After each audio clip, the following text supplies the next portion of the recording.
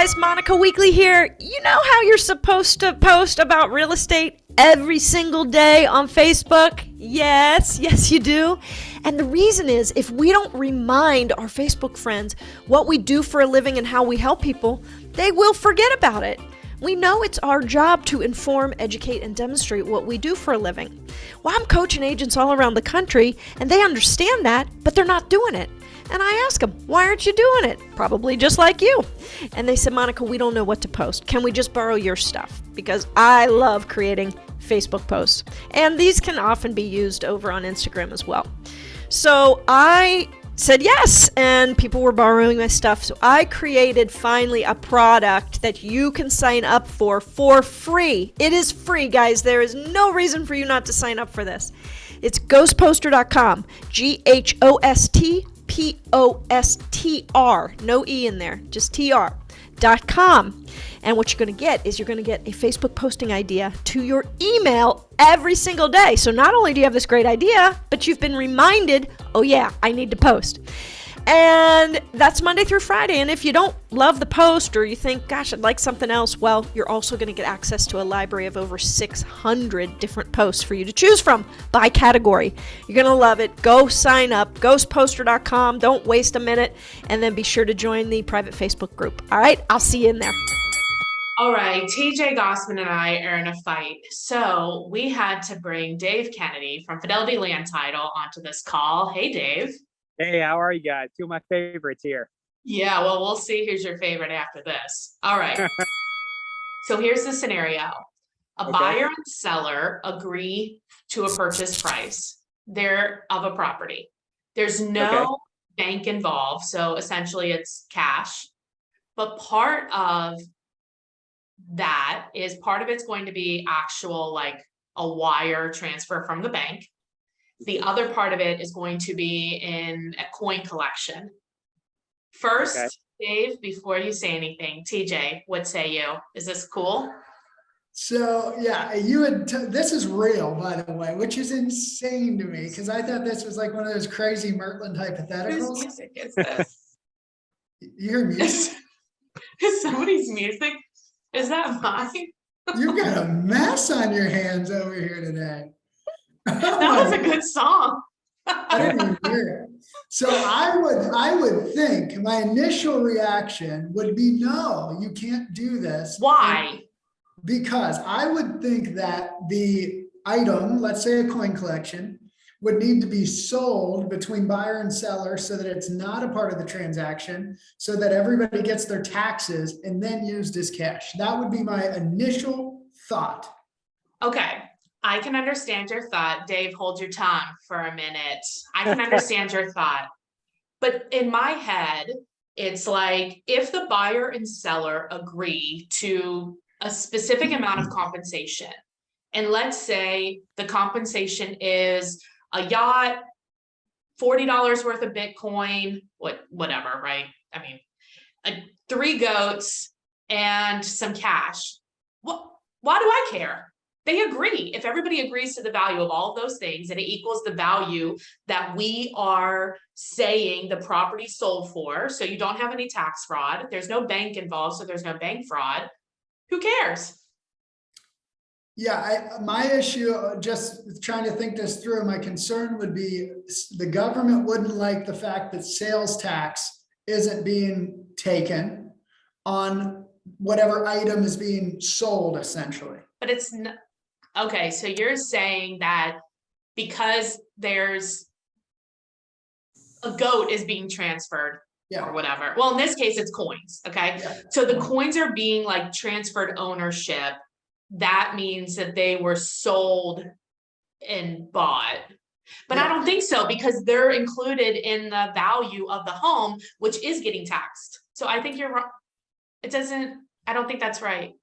And here's the thing, it's so messy that I would be scared to death. And this is why I'm extremely grateful for good title companies. And this is why you need a title company, because I would have no idea. It just sounds wrong to me. No, it's not. Dave, is it?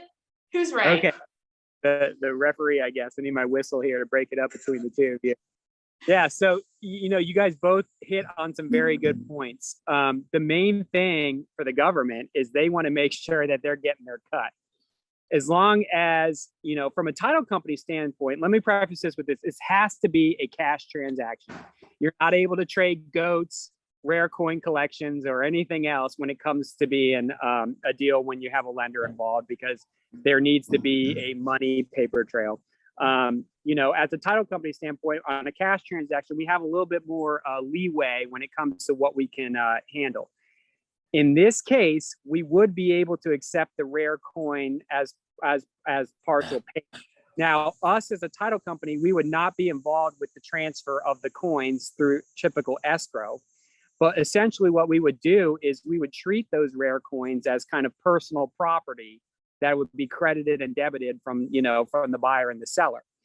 As long as the sales price does not change, however they receive payment, that's what the government is concerned about, that the sales price of the house was, $180,000, and how they got their 180, that's kind of, up to them. So we would show that on our settlement statement. We wouldn't use a traditional, HUD statement. We'd use the old school, or the CD. We would use the old school HUD settlement statement, and we would show a $10,000 credit or whatever for a rare coin collection that's going between the two of you. Again, as a title company, we wouldn't be handling that in escrow. That would be Like, you're not going to collect the coin and then pass it out. So let me any document that we receive has to be in the form of a wire transfer because of the Ohio Good Funds Law. So again, we wouldn't be able to sit there and convert your Bitcoins or your rare coin collections or your prize goats. We're not in that business. But as far as the wire, the funds, the cash, the actual cash has to be in the form of a wire transfer. So. But I think that's TJ's point. So how would then so the personal, you're saying you would convert it to personal property. The personal property would be accounted for, reducing what's due at closing in the wire transfer. The buyer and the seller would have to agree that rare coin collection is worth a certain dollar amount, and they both agree that this is accounted for in $10,000, and we would call it in dollar form. We wouldn't say rare coin collection equity. We would say $10,000 worth of rare coin collection, and it would just be a credit and a debit, kind of like how when earnest money, if a seller's holding earnest money or something, it's we don't actually collect that money. If the seller's holding it, we just reduce their how much money. Do you require proof? So as a title company, we don't typically care on a cash transaction, as long as everybody's agreeing to that they've been paid. You can even use a title company and not use our escrow services as well, so it's like whatever they're doing, between the buyer and the seller, as long as they're agreeing on this is the sales price and this is what we're going to report as the sales price to all the government officials, whether it's the IRS with the 1099 at the end of the year, or with down at the county when they're transferring the property. As long as the value is stated, and that, there's no funny business going on, we're good with it. Right. So let's say, that would be then the same with, like, let's say it was Bitcoin or Ethereum or whatever. Yeah. You would still treat it the same. Yeah. So the thing is about Bitcoin, and we haven't actually done a deal with Bitcoin, but what I have heard in different markets, I know there's been some Bitcoin deals down in Miami and some other countries or other parts of the country. In Miami is another country. Yeah, is what they do is at the time of the closing, they pick a time and then they convert their Bitcoin to dollars and do their transaction really with dollars. But they agree that it's based on, this is how many Bitcoins it would be. But that's only because you can't really, TJ, if we're buying and selling, can we transfer the Bitcoin between us without selling it? Yeah. Without liquidating it? Yeah. I could send you Bitcoin. Yeah. But it gets messy in real estate contracts because of its volatility and price, I think, is the big issue. If the title company is not involved with the escrow part of it, and there's no mortgages that need to be paid off, my question would be, as a title company standpoint, is, we pay the property taxes and the transfer tax via escrow. So we would need some sort of dollars. Now, how you get to those dollars, you know, you guys could, you know, buyer to seller could transfer their Bitcoins back and forth. And then the only thing that we are escrowing is the taxes and the transfer and that good stuff. I could see that possibly, but you know, TJ is the one that's more familiar with how you would transfer Bitcoins back and forth between people. But if you could, like TJ said, you can transfer it, so you wouldn't have to liquidate it, because if I'm accepting Bitcoin as payment, I wouldn't want TJ necessarily to liquidate it, because it costs him money to do that. And then it would cost me money to buy it again. I'd rather just have it transfer if we agree on the value. Right.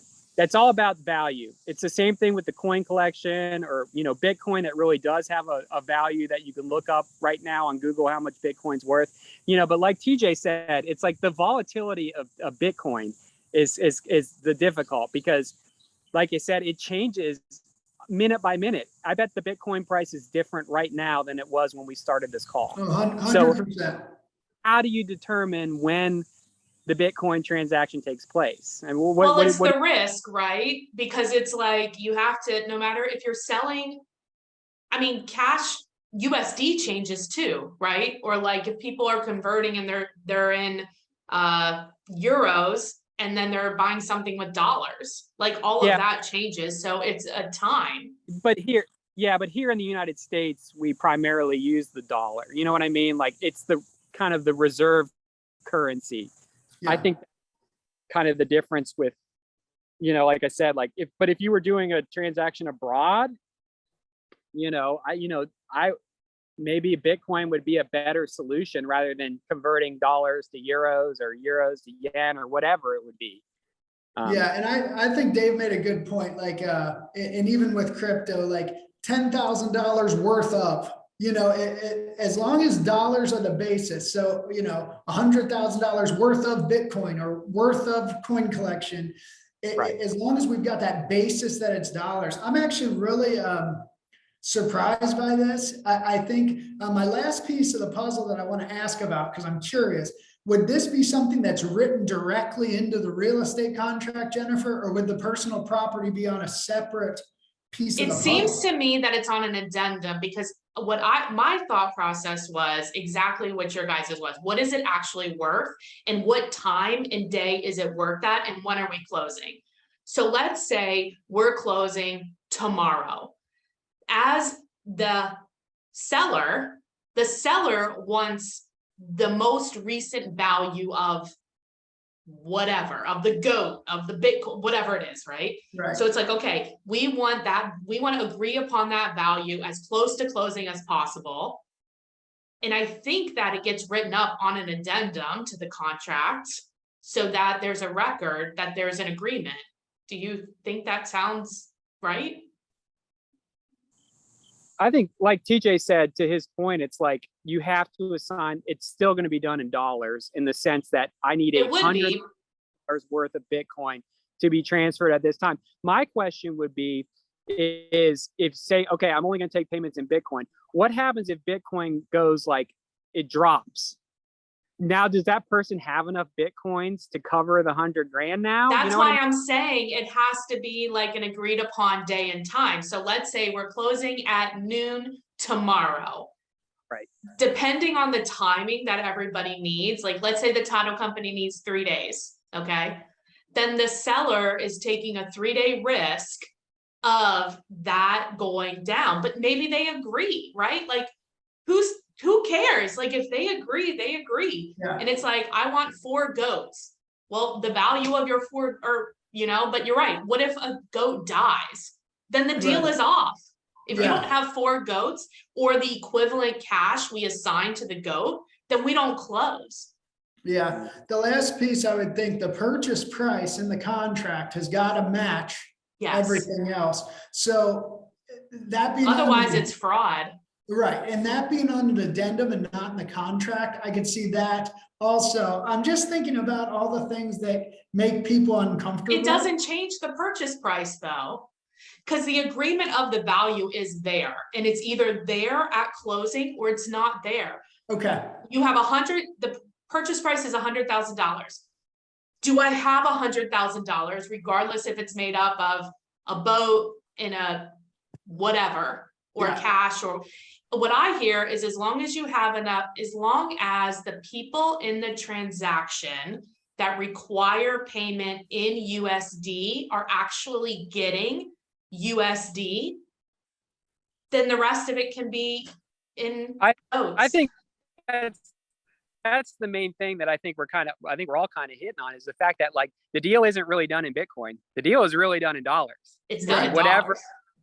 However much, like you said, whatever value you assign to whatever it is. But the bottom line is it always comes back to the dollar. And what is, how do you get a dollar, is kind of the. You can get it. Well, we do it all the time with rent, furnished property. It's Right. this price furnished, it's this price unfurnished. Yeah. All we're saying is the furnishings are a coin or a goat or a yacht or whatever. It doesn't matter. Good I need point. to find some goat houses. All this talk. I do think this really does bring up a big point, but like the title companies, the people that you work with are so important because, and Jen, you're going to see 95% of agents, title companies are just going to be like, this is not normal, but you need people that are willing to be like, hey, we can solve this legally, right? That's important. But this is the kind of stuff I hope agents watch this and think like, hey, this is something we can have in our tool belt. Well, it's going to happen more and more, right? Like people, Yep. There are some people that prefer to barter and trade. And it's not a problem. Right. I think, yeah, exactly. You need to be working with people that can think outside the box because things are changing and things are changing fast. Yes. And if you're just stuck in your ways and saying, this is how we write a contract, this is how we, you're going to get left behind and, you don't want to be a dinosaur. Well, right. But I also think that this is a real life situation with a client, it's like they want to buy a property and they want to pay it in a couple of different ways. And my thinking was like, as long as the people that need to collect in USD are getting, as long as a portion of it is in USD, if the seller and the buyer agreed to trade in whatever else, a combine or who cares? As long as everybody agrees to the value. Mm-hmm. Yeah, Yep. I'm with you. I learned something today, kids. This was a very productive talk, I think. Good. Always trying to think of some way around something, You get into some messy freaking snake pits, Murtland. To me, it's easy though. It's like, do you agree? Do you agree? Great. Let's do this. There's no problem. Yeah, and then you got to find somebody to execute it. That's the hard part. Yeah, well, then we'll check. Yeah, but I agree with you, TJ, as long as it's legal. So the point here is that the purchase price has to be the full amount. It can't be the full amount less the personal property because that feels like tax fraud. And I believe that it is. Yes. So. Yeah. Seems it to me. Yeah. Don't commit tax fraud. Everything has to be done by the book. And again, that's why, it's important to, again, work with the right people that can guide you through that, and sit there and say, hey, stay away from this, or you can do this and that type of stuff. Yeah. Well, and I think too, it's important to ask our clients questions, like, what is it that you really want? What's going on? Why do you want to do it that way? Could you, to your point, TJ, could you just sell it? And that makes it kind of easier. Why do you not want to sell? It takes us asking questions to really dive into what is the problem they're trying to solve? But ultimately, if the buyer and seller agree, then you're good, mostly. Yeah. And I think it's important, ignorance is not a defense, right? So yep. if you don't know and you commit tax fraud, that's still tax fraud. So, right.